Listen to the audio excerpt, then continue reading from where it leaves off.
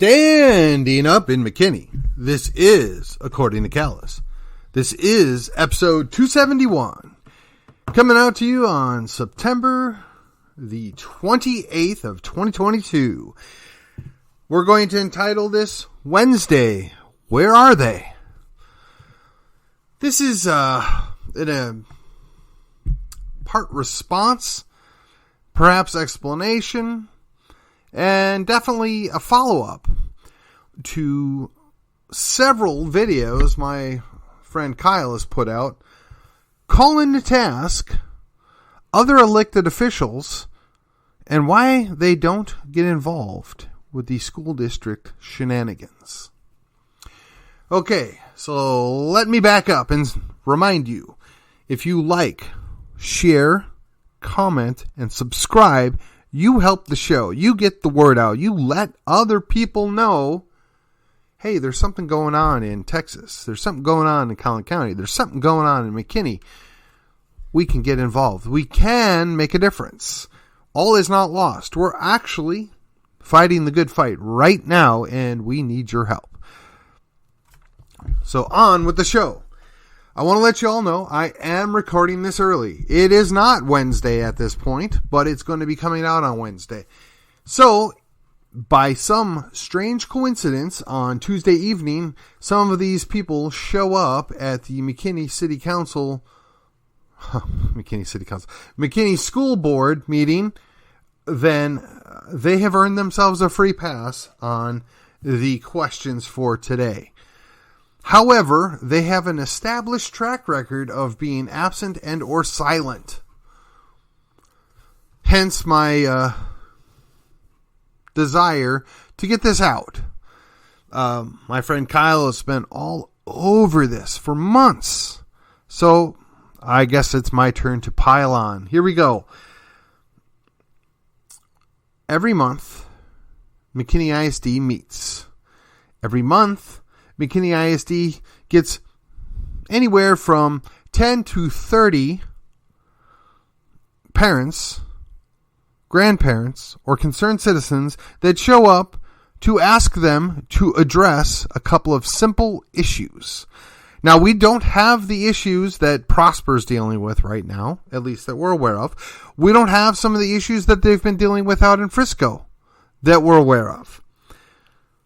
And it appears that we have avoided the nonsense that's gone on in Lovejoy and in Plano at this time. Now, for about 5 or 6 months, the end of last year and the beginning of this year, I was going every month to the school board meetings. I happened to be home in the evening. I happened to not have anything on my work schedule to prevent me from going there, and I took part. And I got to say, the vast majority of the people on both sides of the equation were doing a good job presenting and putting up their story or their argument or putting forth their questions. And I want to believe and give grace to everybody present that everybody there, by and large, was there because they think they're doing what's best for their kids and the kids of McKinney in general. Now, McKinney ISD primarily is only in McKinney, but we have, I believe, a total of 7 school districts that overlap the city of McKinney. Now, the McKinney Independent School District has actually lost students and hasn't grown at near the pace that the surrounding school districts have grown. And we went from having an A grade score to a B to a lower B. Now, this has all been established. Nobody really debates that. I'm sure they can give us all the answers as to why that's happened and, shift the blame here, there, and everywhere. And the most common answer is, well, it's the student's fault. Now, it seems to me that the school district is paid and has jobs for the express purposes of bringing about an education to the young people in the school district. And if they're failing to do that, that is a problem. Now, we can look into why they're failing to do that and kind of sort out what would be a probable solution, but that's not the purpose of tonight's show. And I don't think, honestly, that I can give you all the answers to that because I don't have the inside information or the opportunity to see all the details involved with this. But painting with a wide brush, we can say this normally comes down to 3 different problems. 1, not having adequate staff. 2, having improper or unqualified staff. Or 3, having said staff focusing on things other than their core responsibilities. So, I believe the majority of the problem is not, in fact, on the teachers. I'm not going to give all the teachers a free pass all the time, but for the purposes of this discussion, we're going to assume that all the teachers that work in McKinney ISD, and when I say all, obviously there are exceptions to the rule, but for the purposes of this discussion, all the teachers working in McKinney ISD actually want to be teachers and teach the students to the level of mastery of the subject and the subject grade level that they're at. Okay? So, we're going to say that the problem is not with the teachers. So that's issue number 1. Now, that's possibility number 2. Possibility number 1 is they don't have enough staff or teachers. Now, from what I've heard, from what I've seen, McKinney doesn't have a fully staffed teaching complement. Whether it's teachers or counselors or teachers' assistants, they are still looking for people. And if they're not, it's only because they have taken perhaps second or third or fourth choices to throw them in there so that they can actually function. So the lack of staff at this point has been addressed, but perhaps with subpar staff. And again, I'm going to give the same proviso that I want to believe that every teacher that is there actually wants to teach the students and do a good job and bring them to the level of mastery appropriate for that grade level. So again, we're going to now eliminate possibility number 1. So we're going to grant that they have adequate staff. We're going to grant that the staff is adequately qualified and wants to do the job. So option number 3 is the staff is doing things not associated with their role. Now, I want to center on this for just a bit. There's a bunch of variations to this. One is they can be adding stuff to the curriculum that's not related to the subject matter. 2, we can have bad curriculum that is handicapping the teacher from doing their job. Or 3, perhaps the curriculum is appropriate, however, isn't being implemented properly. And I guess one other possibility is that the teachers are being forced to take on things outside of the curriculum that intrudes into the class time and the time spent on the curriculum. Okay, so let's go back to the beginning again. I'm going to assume that the curriculum, for whatever faults it has, is a set curriculum, and it fits within the auspices of that class or that subject. Now, I'm going to set aside the known issues with some of the curriculum for some of the classes and some of the topics. We're just going to focus on the majority, and the majority is all we can focus on, right? So the second possibility is that the curriculum is not good. Well, again, we're going to go back to the first thing. We're going to say that the curriculum meets the bare minimum requirement. Okay? So then let's talk about not being implemented well. Again, we're going to go on the assumption that to the best of their ability, the individual teachers are implementing the curriculum and are doing their best to work with said curriculum to adequately bring the students up to speed. So now at this point, I've covered 3 of the 4, and by grace, we're going to say the teachers are not the problem, and the curriculum the teachers are given are not the direct problem.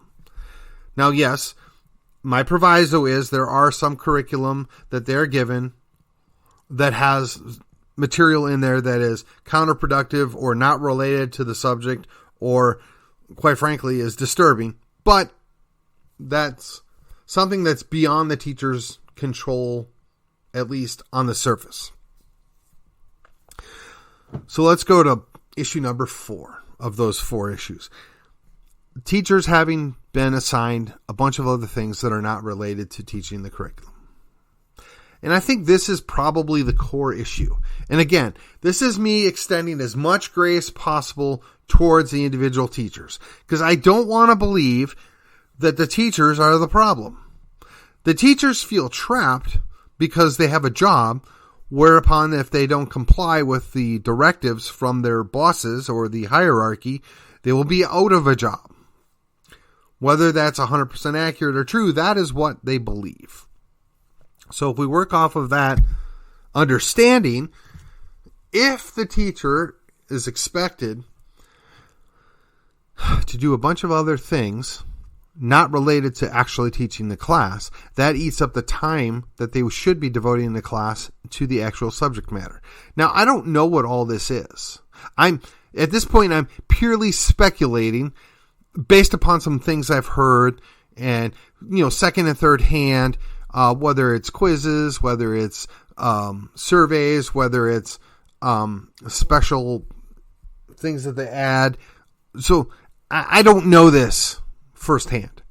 But again, my default answer here is to give grace and the benefit of the doubt to each of the individual teachers, just like I try to do with each of the individual police officers or whatever else. We want to believe that the rank and file, the grassroots teacher on the ground, is trying to do a good job for their students. Setting aside that there are going to be some anomalies, some crazies that get hired as teachers. So if the school district or the principal is requiring them to do a bunch of stuff that is not actually related to what they're supposed to be doing as far as teaching the subject matter in the class, that's a problem. But we're not really supposed to ask questions about that. We're not supposed to really know about that. And quite frankly, the teachers probably can't answer that because they would have to be concerned about losing their job. And one would be, curious as to whether or not the school board itself has looked into this. Again, we don't know because our school board largely ignores the people that come to see them.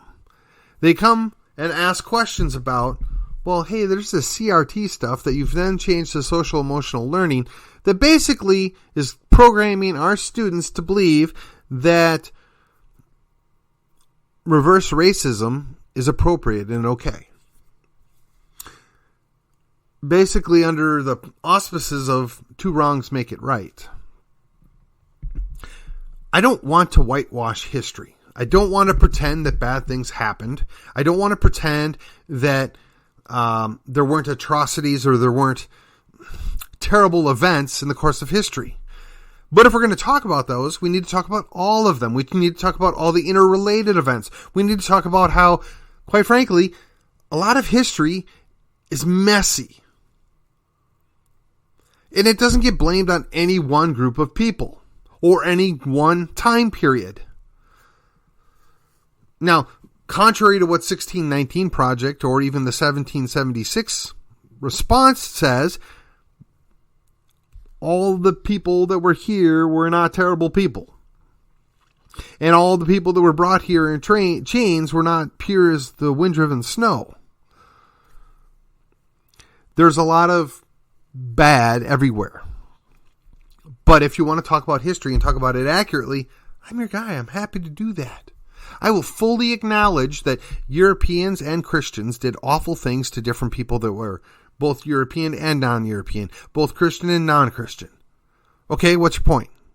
So did the Chinese, so did the Africans, and yes, I know there's 57 countries or whatever in Africa. So did the other Asians, so did the South Asians, so did the what would be now South America too. They all did awful things to each other and to themselves. Nothing is unique to any one group. in any one time period. So to shift the blame is stupid. It's counterproductive. I think that false pride in one's country is equally dangerous, but we're a long way from getting there. I think that worrying about programming students to think one thing or another is detrimental. But if you go back to the founding and the history of our government education system, that is what the plan was from the get-go. So why would we ask surprised when they're actually doing what it is they set out to do 100 and some odd years ago? I mean, going back to 1900, again, going to rephrase what John Dewey has said, the children who know how to think for themselves spoil the harmony of the collective society that is coming, where everyone would be interdependent. They don't want children to think for themselves. If you don't understand that that's the underlying foundational aspect of government/public education, I can't help you. But again, going back, all that being set aside, we've got two primary issues that have not been addressed in McKinney ISD to the satisfaction to many parents, which is we have pornographic materials freely available in the school libraries. And two, we're teaching curriculum that basically teaches one group of kids to hate another group of kids. It doesn't matter what the reason is. It's wrong. If it was wrong before, it's wrong now. Neither of these issues have been addressed. Now, going back 6 months, I was privy to a conversation with another person who said, well, there is an ability to block certain books that your child could check out from the school library. Oh, well, that's fantastic. Why didn't they mention this 5 months earlier? This would have solved the majority of the problem for the majority of the parents. Why don't we know about this? Well, the answer is the school board has chosen not to make that available, or perhaps the superintendent isn't interested in passing along that information to the parents and grandparents, or perhaps the principals have zero interest in doing that. I don't know what the real answer is because they won't even address it. They refuse to deal with this issue. Now, you want to argue that the books aren't porn. Okay, fine. I would quibble with you on some of those books, but I haven't read the books. I trust people that have read some of these books. I trust people that say they've read all the books. Somewhere in between there, they've come to a conclusion that a good number of these books are trash and wholly inappropriate for young students. They ought not be available in the library, paid for by tax dollars. Now, the proviso is somebody's going to come along and donate these books. Okay, now what do you do? So my solution, the simplest solution would be, well, first of all, they're only going to be available in the high school library, because theoretically in a high school library, you're going to have students that have reached the age of adult. They're 18 years old. And if they want to check out something that is restricted material, as an adult, they have that right. Now, it may make us uncomfortable. It may be problematic to a lot of parents that have 16 or 17-year-old kids that maybe are having access to that at the same high school. But that's part of being a parent. You work that out with your kid. But there is zero place in my world or my understanding why you would need to have that in an elementary school. But we do. Apparently, it's easily accessible by elementary students. Now, yeah, they might have to go over to the middle school, or they might have to go to the high school, or perhaps the high school kid or middle school kid checks it out and gives it to them. Yeah, okay, that's all going to happen. There's no way to protect that 100%. But when it's available in all of these schools at the taxpayer's dime, we are basically acknowledging that we think this is a good thing. We are going to make this available to you. This has the vote of approval from the school district and from the government. Well, I'm sorry, that's not acceptable. I'm sorry, that's not good enough.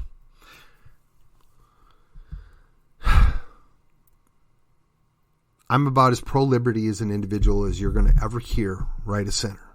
And I'm going to tell you flat out, I don't want to ban books, ever. If anybody were to ever advocate banning books, they would get an argument from me. But there's a big difference between restricting access in a government school and banning the books. Now, if you as a parent want to go get them some of these books that have questionable materials in them, be my guest. Most of those books can be had for less than $20. So if it's that important for you to provide that to your child, be my guest.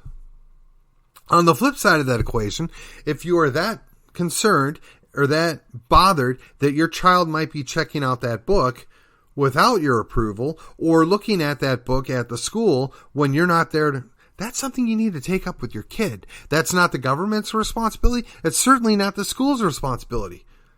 Now, it shouldn't be there in the first place, but if it is there and you haven't told your kid, don't do this, don't take that, and you haven't taken advantage of the convenient block that allegedly exists within the school district for their library card, that's your parental responsibility. So we have two solutions to the same problem. Now, that's high school. You're talking about middle school and you're talking about grade school. These books that are even questionably pornographic have no business being accessible to a 12-year-old or even a 14-year-old or a 5-year-old. Who in their right mind thinks this is a good idea? Who in their right mind defends this? But yet I've saw it firsthand. People defending it. Yes, I know. There are young kids that are confused and they need to feel socially acceptable and they need to be shown love and affection and whatever else. But some book in a government school really isn't going to do that for them. That is the responsibility of their parents, their family. And honestly, if a young kid doesn't know if they're male or female, that's a problem that they need to see a counselor, not some book or some trashy book in a school. That's something that shouldn't even be addressed in a government school or a private school. That's the parent's responsibility. And the fact that we want to push that off on government only serves to undermine parents' responsibilities as well as parents' rights.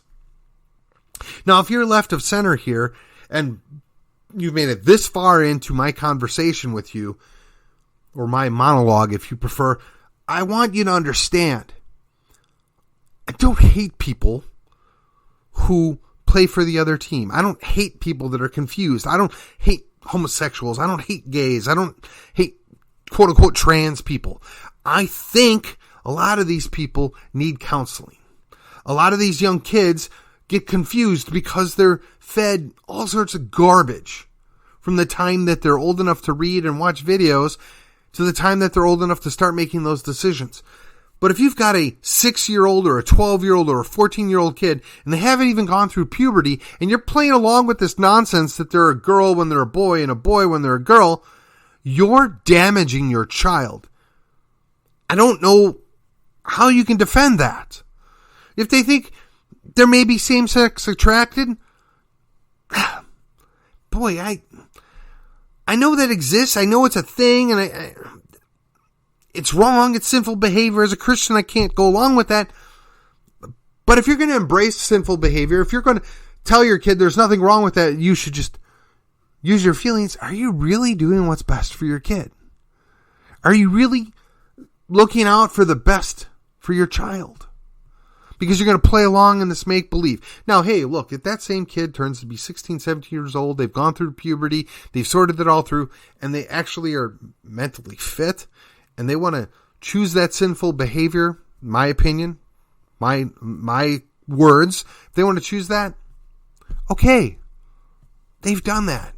They're wrong in my world. They need to meet Jesus in my world, but I'm not going to beat them up. I'm not going to punish them. I'm not going to treat them poorly. Nobody wants that. We're so beyond that. But we're not going to pretend this is a good thing. I mean, come on. So books that are perpetuating that or promoting that behavior have no business around 6-year-olds or 12-year-olds. And if you can't grasp that, I don't know that I'm ever going to be able to convince you otherwise. Now, the second part of that issue, the whole CRT, social emotional learning thing. If you're okay with your kid being taught to hate another kid, or worse yet, hate themselves because of who their parents are, man, you got to get your head checked. That is a dangerous, horrible curriculum and thought process. But for whatever reason, it's in vogue. For whatever reason, people think it's a good thing. For whatever reason, people actually encourage this. And it's counterproductive, and it's just awful. Awful. If it was wrong 50 years ago to mistreat people because of what color their skin was or who their parents was or what religion they belonged to, how is it better now? How is it good now? You got to be consistent. You were right in 1960 to question those things. But it's 2022. You'd still be right to question those things. What changed? So now I've laid all this groundwork. My buddy Kyle wants to know, where are our state reps? Where are our county officials? Where are the members of the city council? Now, hey, I'll tell you, in McKinney, the mayor had no problem coming down and calling us all a bunch of fascist, racist haters, calling us names, throwing my friend Chad under the bus because he questioned the narrative. He had no problem doing that. He's wrong. I told him he's wrong. I told the rest of the people in that room he was wrong after he was done talking. But he has every right to do that. The question is how come nobody from our side does that? How come nobody from right of center bothers to show up as an elected official and say, hey, you know what? School district, this is wrong. You ought not be doing this. Oh, I know we got Jared Patterson, but that's out in Frisco. We've got 5 or 6 elected officials that are state reps in Collin County, and to the best of my knowledge, none of them have gone to any school board. And this isn't unique to McKinney ISD. It's Frisco ISD, it's Prosper ISD, it's Plano ISD, it's Lovejoy ISD, Princeton ISD. Where are these guys? They work for us. They're supposed to represent us. Oh, what are they going to go down to Austin and somehow fix it?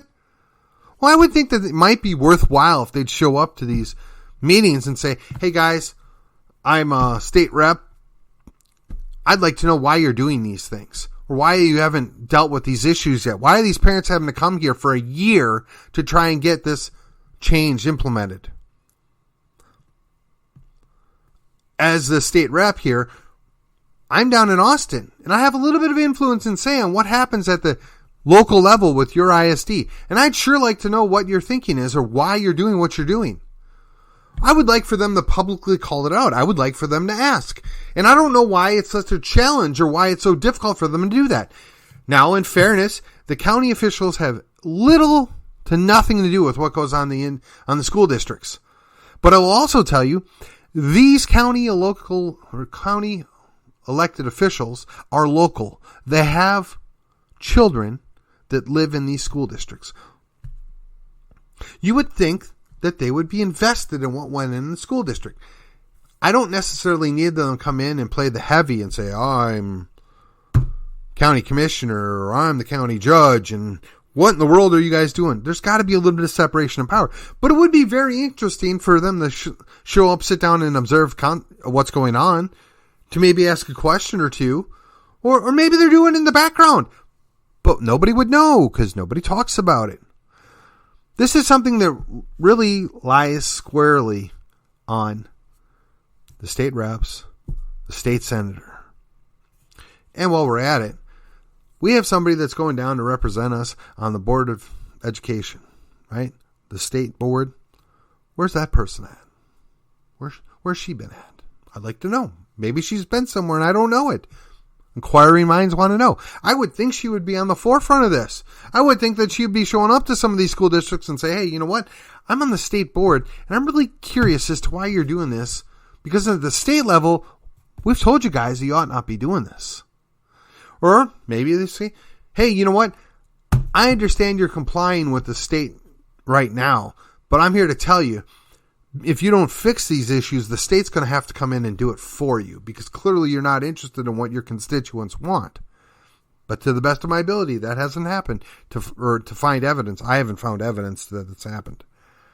Now, I'm sure my buddy Kyle would be thrilled to tell us all, hey, so-and-so showed up and they, spoke on this issue and they let them know they're displeased. And again, to the best of my knowledge, only Jared Patterson has. And he's been called all sorts of names and thrown under the bus. And I really wonder, what is it that these state reps are afraid of? These are other elected officials just like you. You're calling to ask them, what are you thinking? Why are you doing this? At the state level, we're not pleased with this behavior. Or my kids are in the school district and I don't understand why you're doing this. Or my kids maybe aren't in your specific school district, but my brother's or my sister's family goes to this school district and they're really concerned. Why haven't you addressed these issues? Why have these been left to linger? But again, where are these people? What are they doing?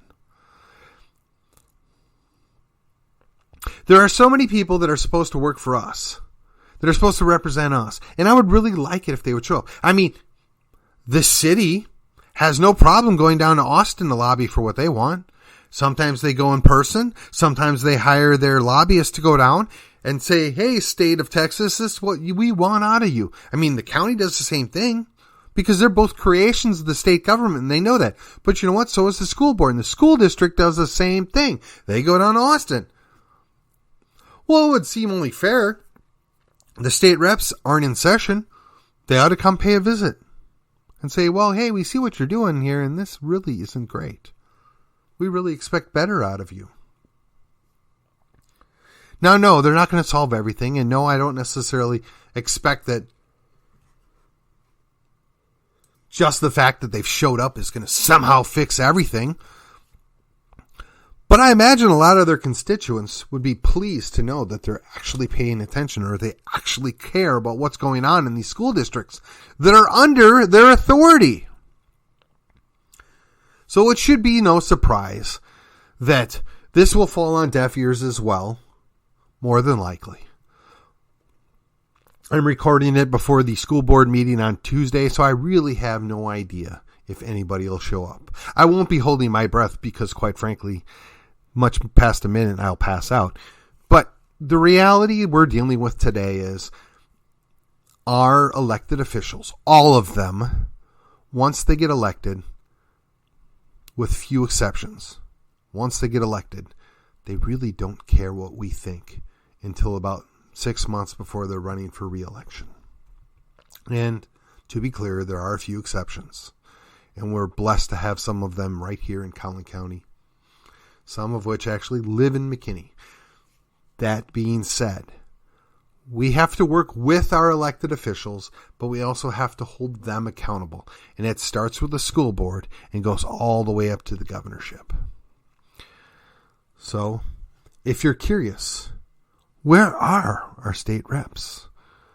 Where are our city council members that allegedly are conservative? Are they showing up? Are their presence being recorded in these school districts that are, quite frankly, reprogramming our kids to hate America and to hate who they are? That is the question. And with that, this was According to Callus. This is episode, or I should say was episode 271. On until Thursday, I will see you on the other side.